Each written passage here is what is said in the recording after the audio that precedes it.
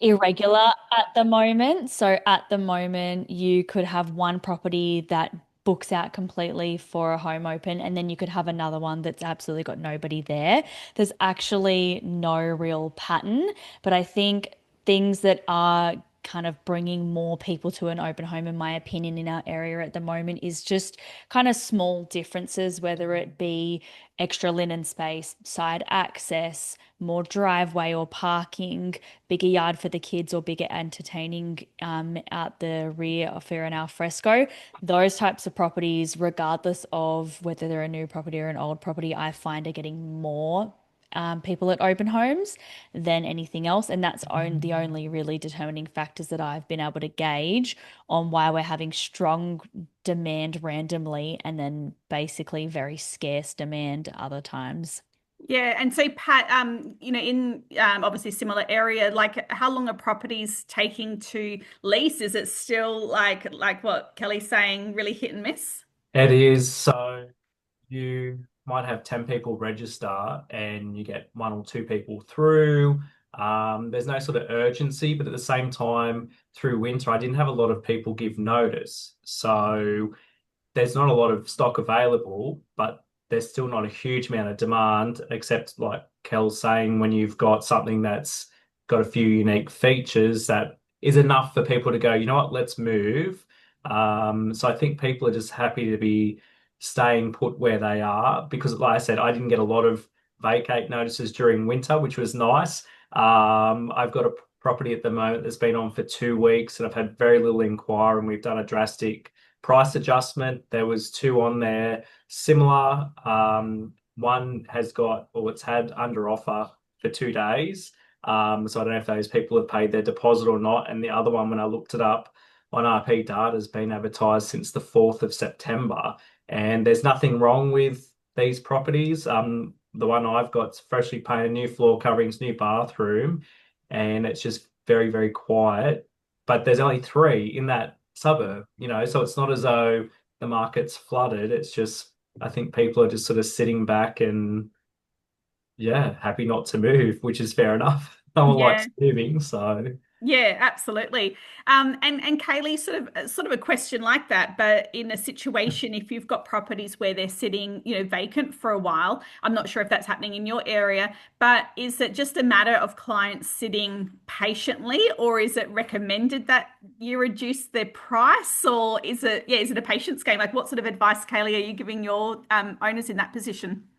Yeah, well, probably at present in the last 4 months, it has been 95% investors buying in our area.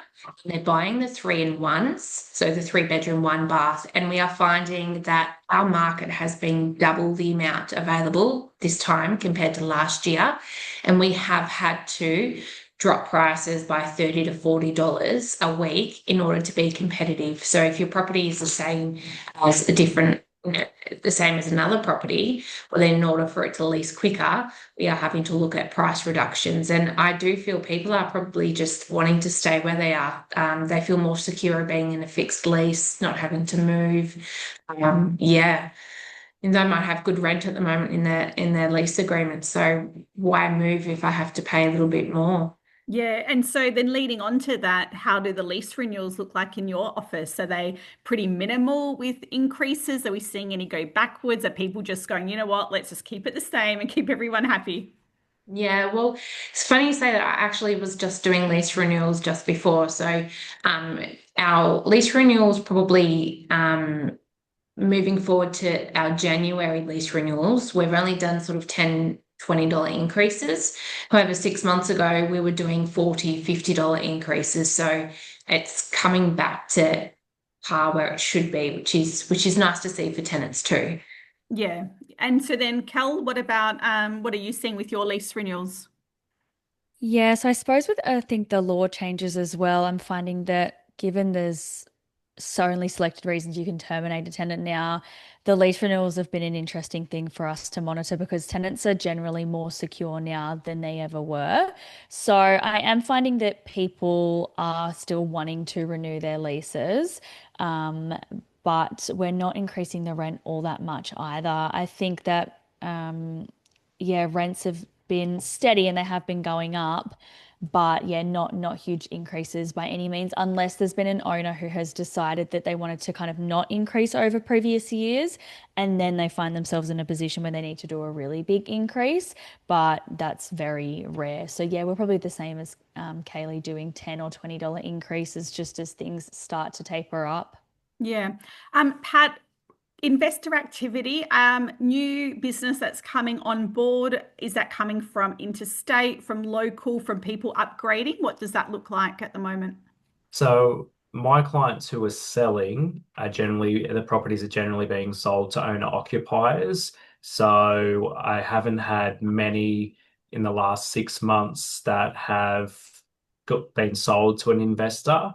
But there is a lot of land development in our area. So the house and land packages seem to be what people from Sydney or Melbourne or Brisbane are attracted to because it's brand new.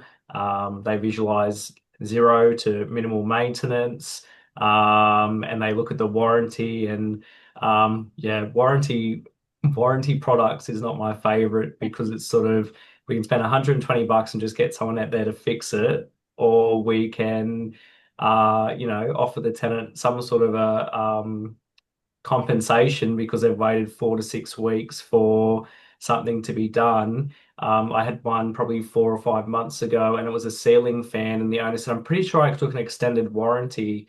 Anyway, the warranty was on parts, and they sent us the part, and then we had to pay electrician to install it.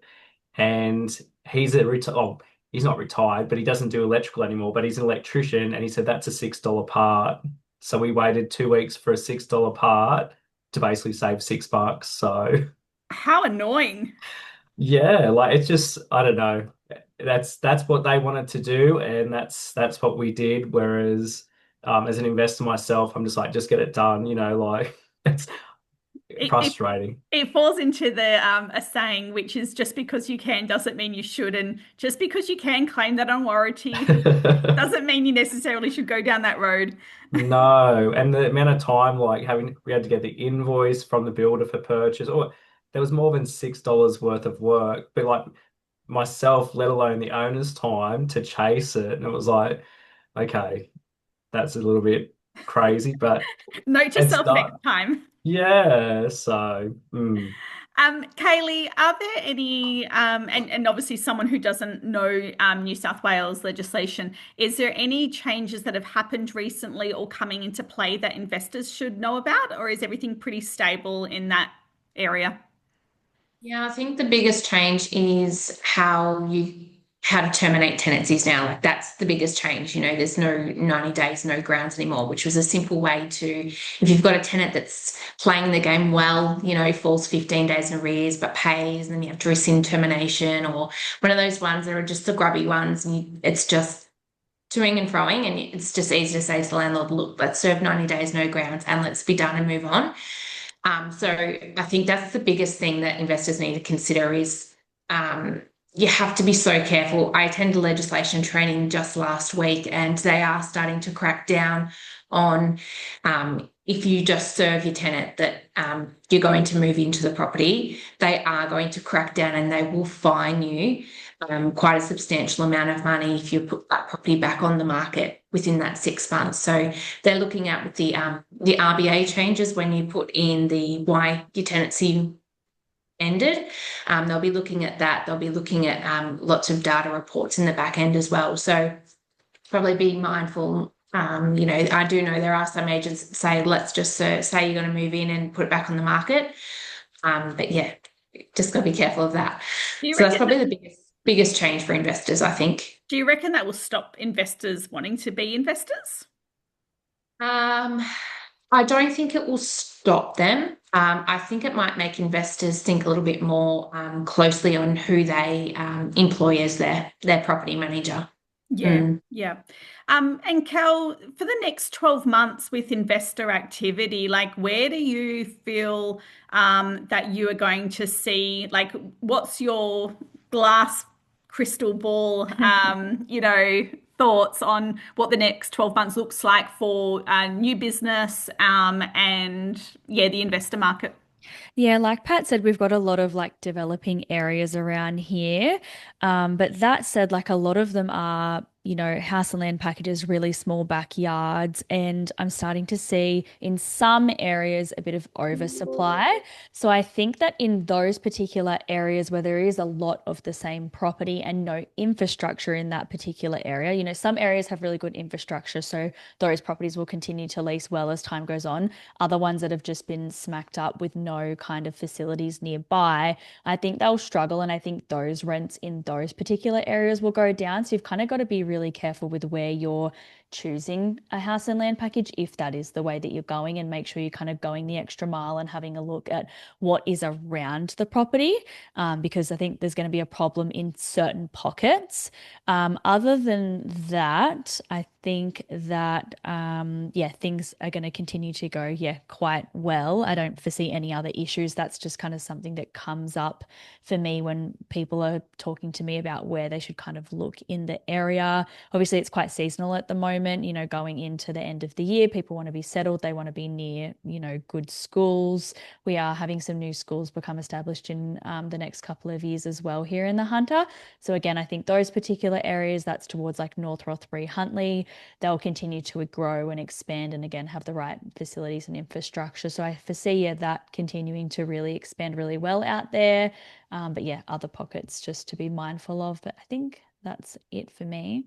Yeah, amazing. I today has just not really gone well for me because I press record like mid-sentence when you first started talking. So I'm just sort of going to also, because editing's not my favorite thing to do, I'm just going to add on my little intro, which I said before, Yeah. when I hadn't pressed record. And it's really important to, obviously the media has a lot to say about our space, but I just find the media so generalized with its opinion, and its areas. And it's just so important just to hear the voices of the property managers on the ground. And the things that we asked today are specific things that are going to impact the agent. Like, how long is my property going to take to lease? How many people is going to come through my home open?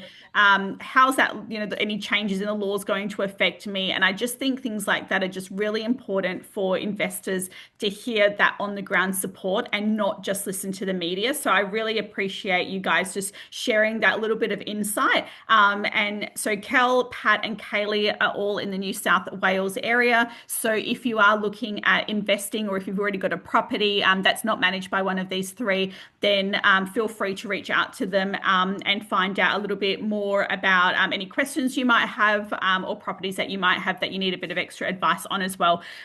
So thank you guys. Thank you for being patient with me this morning, and yeah, and appreciate the information that you share to the investor market. And we will see you again in another 6 months. Thank you. Thank you.